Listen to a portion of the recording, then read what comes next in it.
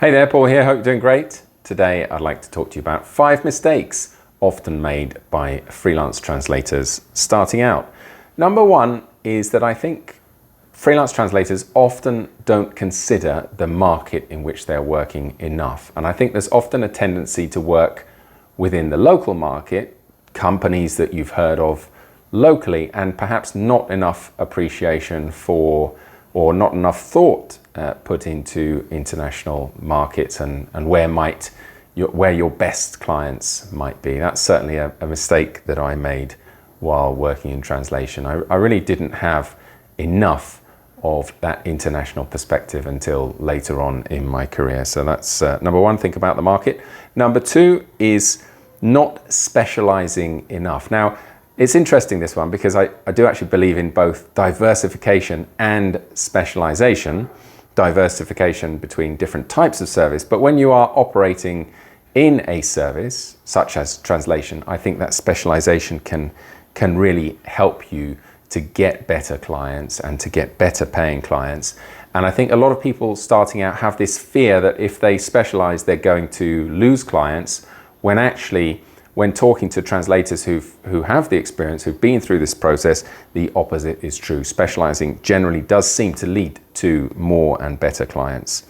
Number 3, many translators try and figure everything out on their own. And I really don't think that's a great idea. There are so many courses out there.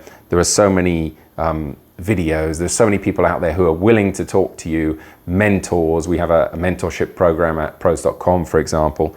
And I think it's a mistake that a lot of people just view business or view freelance translation as something that should be figured out along the way, when actually there are many ways to find that information quickly and to save yourself a lot of time. Number 4, I think a lot of freelance translators charge too little. And this is a tricky one. I know when you are starting out, it is tricky to find the right rates. There's a lot of discussion about rates, of course. But I think generally speaking, people can undervalue themselves and undervalue the service that they offer. And that is not a good thing in the long run. It can even lead to a lack of appreciation from clients for the work that you do. So I think sometimes charging a little bit more can be a better approach.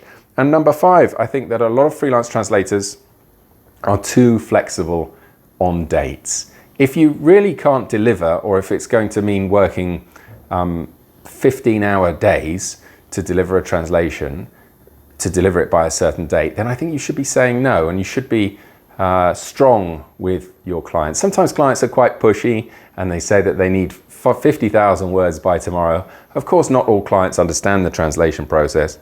And I think most of the time when you push back on the date and you say, I can do it by such and such a date, that most of the time the client is going to accept that rather than putting yourself under undue pressure. So 5 mistakes often made by freelance translators. Please tell me what other mistakes that you can think of. It'd be great to be able to help people out, to help people save time. So please let me know if you can think of any others.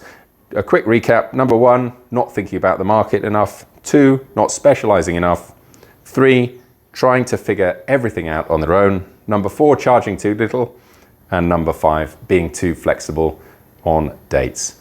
I hope you found that useful. Thanks very much. Bye-bye.